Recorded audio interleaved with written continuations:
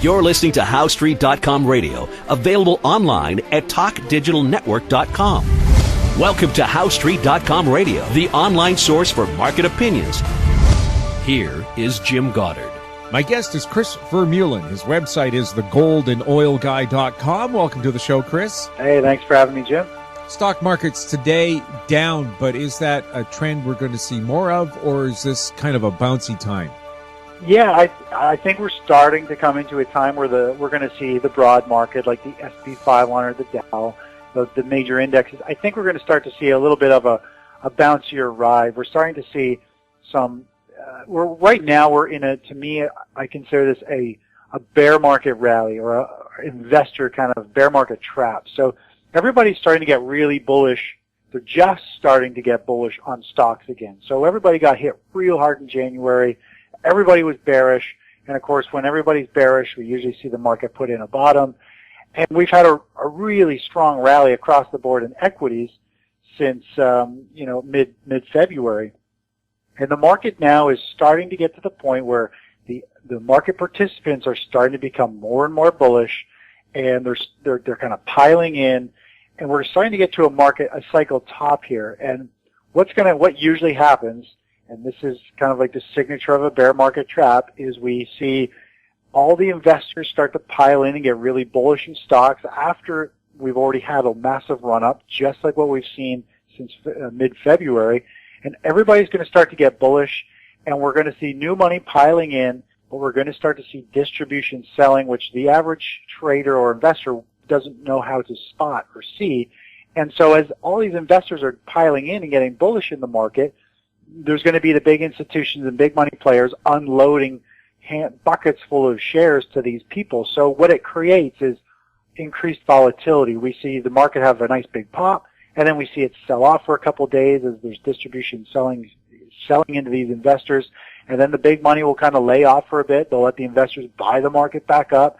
And then, of course, the big investors and hedge funds that need to get out of these equities, knowing that this is a bear market trap and lower prices are coming, they continue to sell. So where I think we're at, it kind of plays across all the major commodities like gold and silver and oil, is investors are starting to become bullish in the market. I think over the next month, they're going to become really bullish in the market, and we're going to see stocks actually start to slow down and start to chop sideways going forward here. And as those investors become bullish in stocks again, the risk-on play, we're going to start to see things that, like the risk-off things, fall out of favor. And I see gold and silver putting in a pretty significant top right here, and they're on the verge of a really sharp breakdown and drop. And I think we could see gold, fall substantially in the next couple weeks here, and nobody really sees it coming. Everybody is, really all excited about gold, but we're going to see massive investors, I think, moving from the safe havens like bonds, utilities, gold, and moving into just the risk-on assets like stocks. And we're going to see a big shift in everything, I think, in the next month. Why would people make that move when we have people like you telling us it may not be the best of ideas? Well, obviously, we only reach so many people, right? So, there's so many different types of investors all around the world. They trade different time frames. They don't particularly care about, a 1 or 3 day or pullback in the market. They're on a totally different time frame, and they don't, a lot of people don't trade. Obviously, it's just the people who are inside, kind of in the inside circle and understand technical analysis and the market bias, where things are going. We can obviously benefit from knowing this information and take advantage of it and avoid, some bad price action. But there's so many investors out there and unfortunately most people are controlled by their emotions. So things have a huge rally and they realize they missed out, and they have fear of missing out on even more, and they hear about their friends making money in the stock market again. So they pile on, and it just, the big waves in the market, when you zoom way out on, say, the weekly chart, all it is just waves of people, fear and greed. They have fear of missing out on higher prices after a strong rally, and they kind of pile in and right near the top, and then, of course, the big money will sell into that pressure. If you watch the volume flow, which is, I've got my own kind of proprietary volume indicator that I watch on the NYSE, I created it using the volume flows, and I can pinpoint days and intraday pivot points in the market when there's a certain amount of sell orders flowing through the market in certain areas, certain indexes or stocks. I can tell when there's pure fear in the market. I know that market is most likely going to find a bottom. As long as I have other indicators saying, you know, we've fallen down to a support zone, there's panic selling in the market, we've got short-term cycles bottoming. You know, if you know what to look for, you can totally take advantage of these investors who are panicking on emotion. But there's so many of them. They're herd of, you know, it's a herd mentality. You can't stop the herd. And so, you know, there's always going to be people on the other side of the trade that take the beating versus, you know, the winning side of the trade. It's just the way it goes. Is it really true by the time the average person hears about a hot deal, it's too late to make any money? Oh, yeah, for sure. You know what, you might get in there at the right with some potential profit left, but typically if you've heard about it, if it's already headline news, that move is done. You might get a day or two more out of it, but that is about it. You know how it is. You kind of buy on rumor or insider information. You sell on, you know, the news. It's just the way it goes. You see all these awesome earnings. These stocks climb in like everyone's expecting the earnings to be good, and then they are really good, and then the stock drops 5% over the next 2 days, and it's just the way it works. The market and market participants, the average Joe, they get the delayed data, and the active traders know how to completely kind of trade the market, which is completely opposite of the masses. Should you really be paying attention to what institutional investors are doing or commercial investors rather than private? That is a tough question because, you know, there's so many hedge funds, private equity firms, or independent traders. You know, the results are very mixed. It really depends who you're looking at. And, you know, the fact that hedge funds, you know, typically underperform in the long run and that they go out of business, and banks with the highest paying salary people working for them lose their shirts and go bankrupt, goes to show you that, you know, the big firms, you know, they don't really know what they're doing. It's a very small group of people that can slowly, you know, walk around the market and kind of tiptoe around the sweet spots. It's a real finesse. And big money actually has the hardest of it because they move the markets. These markets are the thinnest. There's no liquidity. There's no market depth. If somebody wants to buy something big or sell a big position, there's nothing there. And it's just these big guys with hedge funds and you know, millions, hundreds of millions or billions, they have it the worst because they have to slowly ease out of positions, even though the price is going against them and they know it's going to keep going against them. They have to ease out over time, and they know every time they get out of it, they're going to be losing more and more. But they can't just hit the big sell button and close out a position like the small guy can. So, you know, understanding the big market trends, that's the key. And you want to trade with the trend because those big market trends are what the big institutions are doing. They're slowly unwinding as much equity as they can right now, and you want to follow suit and make sure you're doing the same as them. We'll have more with Chris Vermeulen right after the break. Bird Dog, the ultimate tribute to the Everly Brothers and Simon and Garfunkel. Coming to Mission, White Rock, West Vancouver. Buy online and save at ontourtickets.com. Welcome back. We're speaking with Chris Vermeulen. Chris, oil has had a pretty good ride up until today. Do you expect the upward trend to continue? I do, yeah. I use cycle analysis in a lot of my research, and you know, yesterday and today we've got a major short-term cycle bottoming. Well, actually, several small cycles have bottomed yesterday and today, and actually shows a pretty strong reversal to the upside. And if you actually take a look at the price of crude oil, we've had a nice pullback into support. First of all, we've had a nice rally, kind of breaking a couple previous pivot highs in the market. So we've got higher highs, and now the market needs to make a higher low. And right now, all it's done is it's pulling back to a critical support zone. I think we might have another day or so of maybe some congestion here, a little bit of sideways pause kind of in the price action. But overall, I still feel as though crude oil is going to continue to move up over the next week or so. But I feel as though crude oil and say the SP 500, the broad stock market, are pretty much going to top out around the same time. We've seen this massive rally in the stock market. I think a big part of that has been fueled by the same rally we've seen in crude oil. They're kind of moving in sync, and I think we're going to see crude oil top out here in the next week. And same with the broad stock market. And then I think we're going to see a lot of weakness start to take place. I think the stock market's going to drag out a top for a month or so, and I think crude oil is going to probably do the same thing. And then we're going to start another major leg down in this bear market. And for the U.S. market, the large cap stocks have yet to really break down and trigger a true bear market. All of our leading indicators, like the transportation sector, high yield bonds, technology, a lot of things have broken down and are signaling that the market is really weak. Market internals are extremely weak, but the only thing that hasn't cracked yet are the large caps. And the large caps are what pretty much move the broad market in a big way. So this next leg down in the stock market, I think we're just about to top out here in March, April.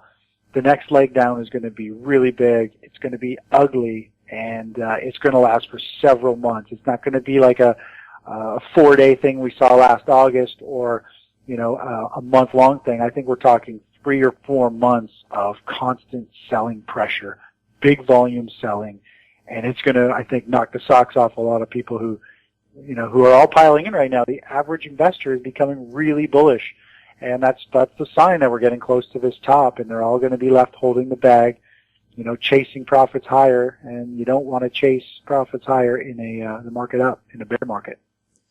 Gold and silver, short term and long. Gold and silver, again, I think we're going to see the masses start to really pile into equities here because they've been so strong, and that money is going to be flowing out of their gold play. Gold has been kind of trading sideways here for the last month with some pretty wild volatility, but we've been seeing gold move down. It's been same with silver. They're showing very clear signs of a topping formation. We're seeing some heavy volume selling in there. So we're going to see money flow from the gold and silver into equities. So people are moving into equities, and I think we're going to see gold probably fall. Right now it's trading at $1,230. I think we could see it fall all the way down to around the 1240 or 1220 level, and it's a long, or no, not the 12, the 1140 or 1120 level. So we've got a potential $100 per ounce drop about to take place, and of course gold miners are going to take it on the chin, and they're showing very bearish patterns also that I think are going to lead the way. I think they'll break first before we see gold and silver actually break down. So a short-term drop. What about by the end of the year for gold and silver? Yeah, long-term, I'm actually really bullish on gold miners and silver long-term. I think we're going to see some weakness here for probably 30 or 60 days in gold. I think it's going to be a slow kind of process as it pulls back. But really, any pullback below the 1200 level, which is about $30 below from where we are, I think it's a pretty good long-term investment to hedge against the incoming, potential financial crisis and currency wars and everything else that's happening, all this debt bubble that's been building up. I think there's going to be some massive unwinding. And I love gold. I think it's great. I own a bunch of physical gold. I don't want I want stuff outside of the stock market and brokers, physical, so that if there is some type of internet connection / broker collapse, I want something physical that you can go out and have physical assets. But I really like gold and silver long term. I think any point here is great for long term, but I think there's a great opportunity to buy it $100 less an ounce over the next 3 or 4 weeks. When you say physical gold, right now when you buy gold, you get a certificate saying you have this much gold. But what's the gap between the certificates that have been issued and the actual physical gold that's available? Do you mean like in the shares, like GLD, like ETF type thing? Well, I'm just saying that right now, I mean, they give you a certificate saying you have this much gold, but if you asked for it, if everybody else asked for it, how many more certificates are there out there per ounce as opposed to the physical gold that you could pack home and put under the mattress?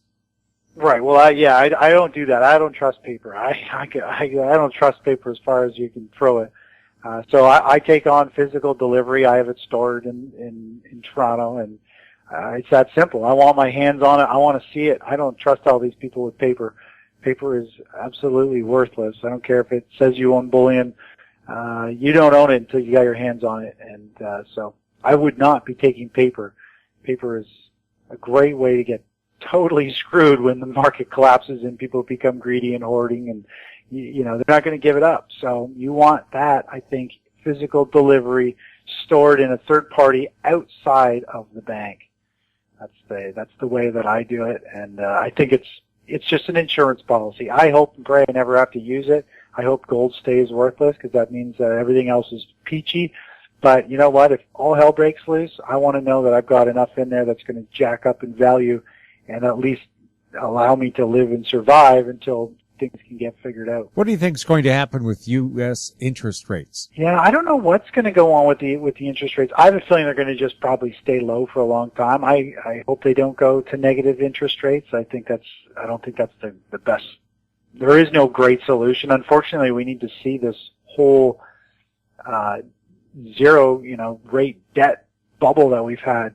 It needs to unwind, and there's no way to fix something. You got to pull the Band-Aid off and kind of let it heal itself. So I think worst case scenario, I hope, is that they just keep rates zero or super low for a long time, and hope people will start to get comfortable and start to loosen up with their money. People are saving at record amounts right now. People are scared. If they go to zero interest rates, that's not going to force people to to spend money. They're going to start to worry and be like, wow, stuff's getting really bad. I need to save even more. And they may not save it in a bank, but they're going to save it, who knows where they're going to save it. They'll probably still have a good chunk in the bank, because you can't just carry cash around everywhere. But going zero interest rate, I think, is just going to scare people to save even more. We're going to go into this spiral of everybody saving, nobody spending. The economy just continues to crumble and weaken, and until the whole cycle kind of implodes, finally there'll be some type of crack, and things will slowly come around. But it could get really ugly. It could get very ugly, unfortunately. Well, the reaction in Japan to negative interest rates is people are taking their money out of the bank and putting it in a home safe. The problem is they've run out of home safes. There's been such a run. Yeah, it opens up the whole thing. You look at the gun stocks. Gun stocks have been on fire. Obviously, uncertainty means people want guns and potentially new regulations. People want to go buy more guns before they might not be able to buy them. And of course, if you store money and gold in your house, that to me is just the worst thing you could do. Now you're totally exposed to potential, injury or death from. If everybody starts storing stuff in their basement or in their safes, people are going to start focusing on breaking in and prying safes out. And, that's the worst thing you could do, is store large amounts of money or even have a safe. If you do, you don't need to have much in it. At least you could potentially open it and say, look, this is all I got, take it. But you don't want your life savings in your home safe. It's not what I would do. Of course, Japan does have perhaps the lowest crime rate in the world. Right. Yeah. Well, who knows what'll happen when things potentially get even worse, right? People do desperate things. I don't think to me, the last thing you want to do is be surrounded in your home with your family and have stuff that other people want. Especially if things get bad, people will do anything for money. So. Well, that's exactly what's happening in Brazil right now. Home invasions are going through the roof, and they're breaking into nice homes in so-called protected communities. And they're hitting at 7 o'clock in the morning or 6 o'clock in the morning, the time of day when people least expect crime to happen. Right. Yeah, crazy. Well, if it's happening there, it can happen anywhere. It's just the way human nature is. Get backed into a corner, have nothing to lose or no direction to go but one. You go that direction. It's unfortunate, but. And Venezuela's always had a high crime rate too, and with the price of oil so low, I can imagine their crime rate must be totally horrific. Yeah, potentially. Yeah. Well, hopefully we don't come to all that. Hopefully something happens. Hopefully they create some new scammer bubble to keep this going or something. Who knows what they're going to do? But at this point, I think they're just hoping time is going to heal wounds. I kind of think that's almost the best play. Keep rates low, let things slowly evolve, let people get comfortable with what's going on, and maybe people will loosen up with their money. Maybe things will start to expand. But right now, people are hoarding record amounts of cash. I actually posted an article on it today showing the savings rate. It's a very high level. Or it's continuing to climb slowly, and it's only going to get worse if they go to negative interest rates, and that just kills the economy because people just stop spending, and we need people spending for the economy to keep spinning. So, well, one of my sources says Israel and Canada looking at negative interest rates at some point this year. I know. Well, a lot of people are talking about it, and I don't know why they want to go to it so bad, but I don't feel that kind of pressure in Canada. Like I don't see us having to go there. I'm not, I don't have that feeling that Canada is in that position at all, but I'm also fairly disconnected with news. I try not to follow the news too much and be in that loop because to me, news is all BS, and same with politics, and it means absolutely nothing to really trading and investing, in my opinion. I stick with directions and what the market is doing, supply and demand. So I try not to get too into that. So I just don't see that. I'm very, I think, sheltered in the town that I'm at. It's a Four Seasons retirement area, so money is constantly moving in here. But I know times are definitely tough, just simply because of the whole oil field being so weak, and Canada is really tied to that. But overall, I don't see Canada having to go there. I don't see it. Well, we have a Bank of Canada governor who lowered interest rates at a time when oil was $120 a barrel, and the Canadian loonie took a 2-cent hit the very next day. So he was driving down the loonie even before there was a need to, if you're going to counter low oil prices with increased manufacturing and exports. Right, yeah. And he's also mentioned negative interest rates in speeches this year. Yeah, who knows? All that stuff, they got all these well-crafted speeches, and they know what people want to hear and what the hot topic is to keep attention and to keep everyone on their toes. And, all that stuff to me I just don't follow it. To me, if they do it, they do it. If they don't, well, then they don't. I don't really care. I just follow suit. You can't really predict what they're going to do, so I don't really kind of stress about it too much. I just follow what's going on in the markets, how I'm managing it with my money, make sure I'm on the right side, and so along with my followers, and just roll with the punches. That's all we do. Chris, thanks a lot for chatting with us. Hey, always a pleasure, Jim. Thanks for having me on the show. My guest has been Chris Vermeulen. His website is thegoldandoilguy.com. You're listening to HowStreet.com Radio. Our popular YouTube channel is Talk Digital Network. Find us on Twitter at TalkDigitalNet. Comments or questions for the show can be emailed to info@HowStreet.com. I'm Jim Goddard. Thanks for listening. Comments made on HowStreet.com Radio are an expression of opinion only and should not be construed in any matter whatsoever as recommendations to buy or sell any financial instrument at any time. Available online at TalkDigitalNetwork.com. HowStreet.com Radio is a production of HowStreet Media Incorporated.